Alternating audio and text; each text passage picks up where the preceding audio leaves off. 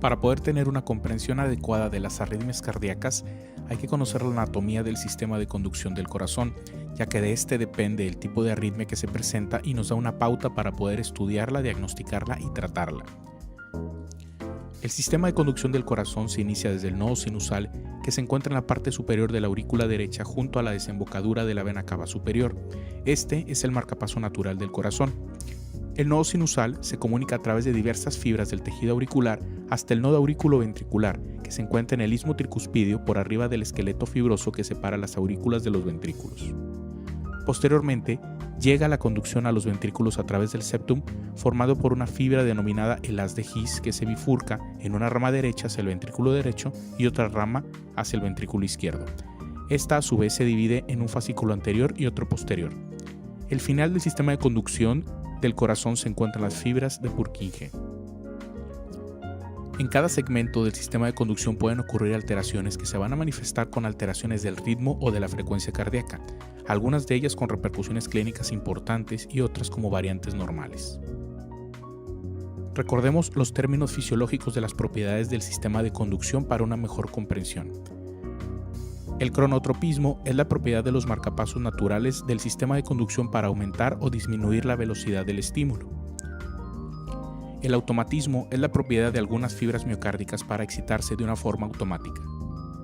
El dromotropismo es la capacidad de transmitir potenciales de acción a través de las fibras del sistema de conducción del corazón. Revisaremos los trastornos del ritmo cardíaco más comunes y se simplificarán con una imagen del corazón para esquematizar las señales eléctricas y su representación en un monitor electrocardiográfico en derivación de 2 para fines didácticos. Debemos de tener muy claro el concepto de las ondas en relación a la anatomía del corazón. La onda P corresponde a la actividad eléctrica de las aurículas, el complejo QRS a la actividad eléctrica de ambos ventrículos, siendo la primera parte del complejo correspondiente al ventrículo izquierdo y la segunda parte al ventrículo derecho, y por último la aparición de la onda T que corresponde a la repolarización ventricular. La repolarización auricular se encuentra teóricamente escondida detrás del complejo QRS, pero en realidad es un evento eléctrico de tan escaso voltaje que no se logra evidenciar en un electrocardiograma de superficie, ya que en algunas arritmias donde hay una disociación auriculoventricular no se observa la repolarización auricular. El ritmo sinusal es el ritmo normal del corazón, en el cual el nodo sinusal es el que inicia la actividad eléctrica. Es un ritmo regular que se caracteriza por la presencia de una onda P seguida de un complejo QRS. La bradicardia sinusal es un ritmo debido a la disminución del cronotropismo del nodo sinusal que se caracteriza por ser un ritmo regular con una onda P seguida de un complejo QRS a frecuencias cardíacas menores de 60 latidos por minuto. La taquicardia sinusal es una taquiarritmia de frecuencia cardíaca mayor a 100 latidos por minuto que puede llegar a alcanzar en algunos casos hasta 170 latidos por minuto y es debido a un aumento del cronotropismo del nodo sinusal, el cual se caracteriza por ser un ritmo regular con una onda P seguida de un complejo QRS. La extrasístole supraventricular es un complejo prematuro originado por arriba de los ventrículos debido a un aumento del automatismo. Se caracteriza por ser un evento que sucede antes de tiempo de cuando se esperaba un latido seguido por una pausa compensatoria para posteriormente dar el siguiente estímulo eléctrico. Este puede originarse desde el nodo sinusal, el cual se va a presentar con una onda P, o puede ser también un foco ectópico auricular en donde puede estar ausente la onda P, pero en ambos casos el complejo QRS es angosto. La pausa sinusal es un evento caracterizado por la ausencia súbita de todo el complejo PQRS, provocando una pausa entre el estímulo previo y el siguiente. Esta no es una pausa compensatoria, ya que la distancia entre ambos eventos eléctricos corresponde al mismo tiempo que si hubiera 3 estímulos. La arritmia sinusal, también llamada arritmia fisiológica o arritmia respiratoria, se caracteriza por originarse en el nodo sinusal con presencia de onda P seguida en cada QRS, siendo de manera irregular el tiempo entre cada estímulo y generalmente relacionado al ciclo respiratorio, siendo esta una variante normal en la gran mayoría de los casos. El flóter auricular es una arritmia supraventricular con disociación auriculoventricular que se caracteriza por la presencia de un macrocortocircuito a nivel de las aurículas generalmente a una velocidad de 300 latidos por minuto, el cual puede ser de 2, 3 o 4 ciclos. La estimulación eléctrica conduce hacia los ventrículos de una manera en que dé 1, 2 o 3 vueltas el macrocortocircuito, por lo tanto las frecuencias cardíacas serán de 150, 100 o 75 respectivamente. Generalmente se presenta como un ritmo regular, pero hay casos en que la conducción auriculoventricular es variable. Las ondas auriculares son llamadas ondas F o en dientes de sierra. Las derivaciones que permiten la mejor visualización de este tipo de arritmias son aquellas que exploran la cara inferior, como lo son D2, D3, AVF, aunque no siempre se limitan solo a estas. La fibrilación auricular es la arritmia más habitual supraventricular que existe.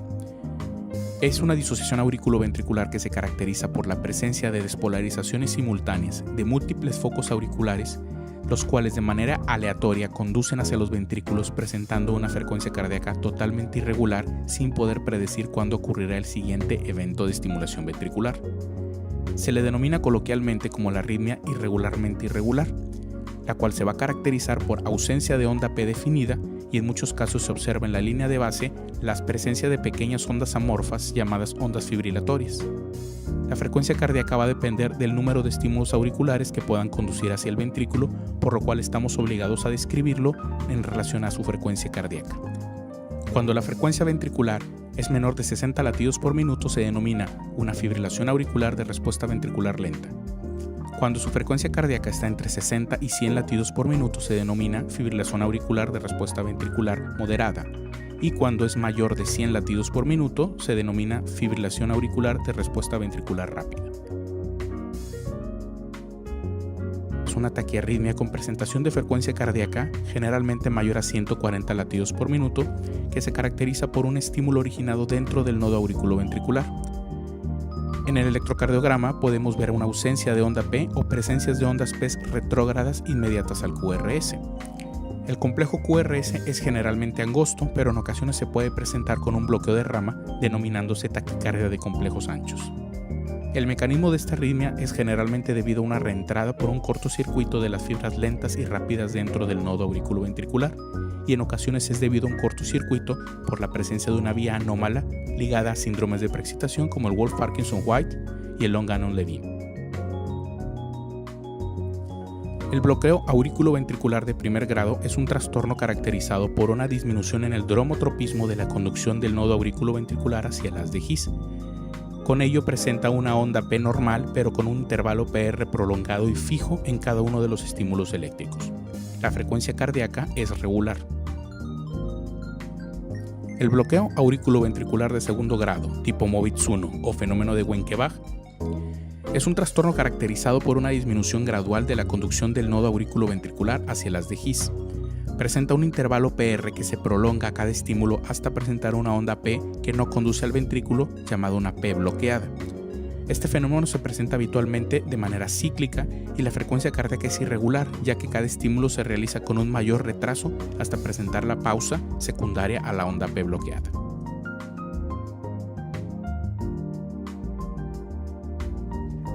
El bloqueo auriculoventricular de segundo grado, tipo Movitz 2, es un trastorno que se caracteriza por la interrupción súbita de la conducción del nodo auriculoventricular hacia los ventrículos, provocando una pausa significativa. Puede presentarse de manera irregular o cíclica, y en esta arritmia el intervalo PR cuando se encuentra presente es fijo y la frecuencia cardíaca es irregular debido a la onda P bloqueada por la ausencia del complejo QRS.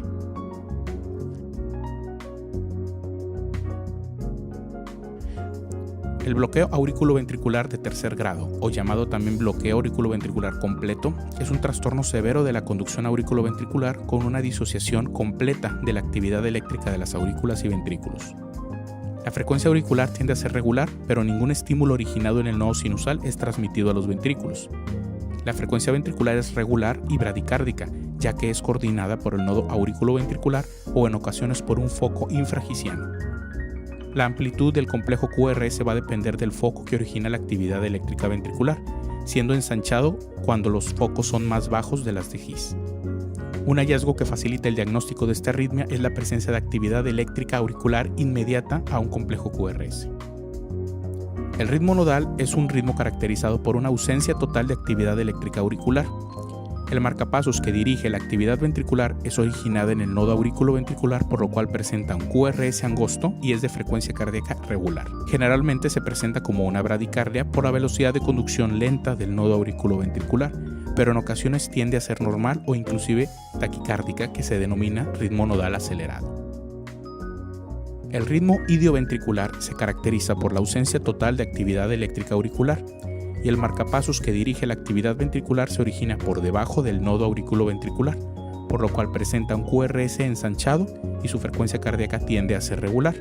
Generalmente se presenta como una bradicardia.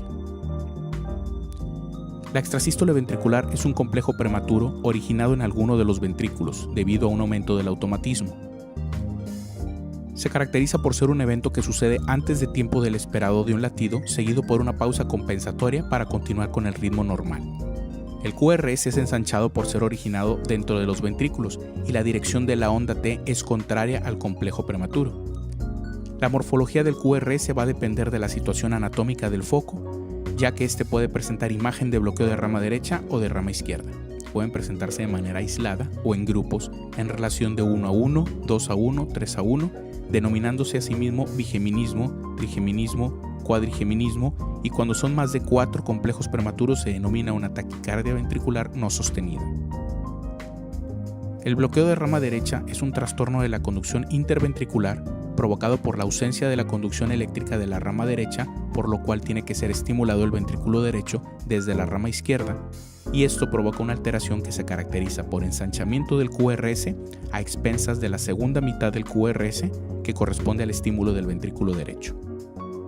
En la derivación de 2 podemos observar un ensanchamiento del QRS con una onda S profunda y amplia, y en V1 se presenta con una imagen de R'.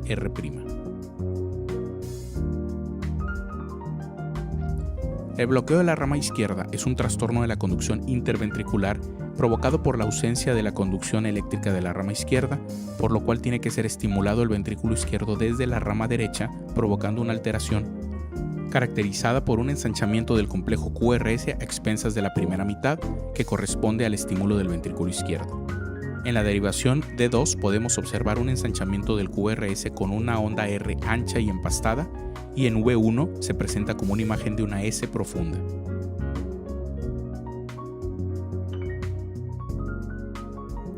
La taquicardia ventricular es una taquiarritmia severa caracterizada por la ausencia de actividad auricular evidente, con complejos QRS ensanchados de igual voltaje y frecuencia cardíaca regular. Esta arritmia es originada por un foco ectópico con aumento del automatismo a nivel de alguno de los ventrículos. La taquicardia ventricular helicoidal, llamada también taquicardia ventricular polimórfica o de puntas torcidas, es una taquiarritmia severa caracterizada por la ausencia de actividad auricular evidente, con complejos QRS ensanchados de voltaje y frecuencia variable, mostrando una imagen semejante a un foco ectópico que gira alrededor de los ventrículos. La fibrilación ventricular es una taquiarritmia con una actividad eléctrica severa y letal que se caracteriza por una serie de eventos eléctricos caóticos que no permite la definición de alguna onda en particular, con voltajes y frecuencias totalmente irregulares y aberrantes. Es debido a una múltiple estimulación de diversos focos ectópicos de las fibras de Purkinje a velocidades mayores a 300 latidos por minuto. La asistolia es una arritmia verdadera por presentar ausencia de todo ritmo y actividad eléctrica, que se caracteriza por una línea isoeléctrica sin variaciones.